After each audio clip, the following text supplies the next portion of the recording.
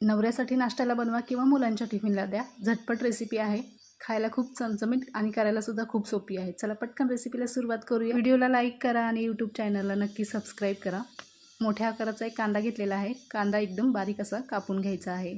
सोबतच एक हिरवी मिरची घेतली आहे. हिरवी मिरचीसुद्धा बारीक बारीक कापून घ्यायची आहे आणि थोडासा कोथिंबीर कापून घ्यायचा आहे. आता हे सगळं आपण एका बाउलमध्ये काढून घेणार आहोत.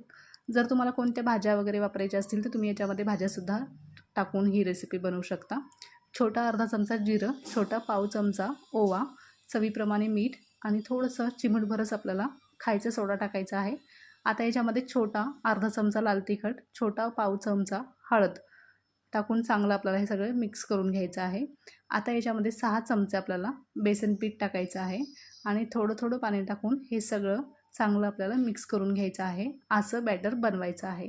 तर बॅटर आपण 1 ते 2 मिनटासाठी साईडला झाकून ठेवून देणार आहोत. आता मी इथं 3 ब्रेड घेतलेले आहेत. तिन्ही ब्रेडचे आपल्याला काठं काढून घ्यायचे आहेत. तर या पद्धतीने मी काठं काढून घेतलेले आहेत. आता हे तयार केलेलं बॅटर आपल्याला या ब्रेडला दोन्ही साईडला पातळ असं लावून घ्यायचं आहे. नॉनस्टिकचा तवा किंवा जे आपण रेग्युलर चपात्या करतो ना त्या तव्यावरसुद्धा तुम्ही ही रेसिपी बनवू शकता. त्याच्यावर थोडंसं तेल टाकायचं आहे आणि दोन्ही साईडनी मस्त असं भाजून घ्यायचं आहे. रेसिपी तयार.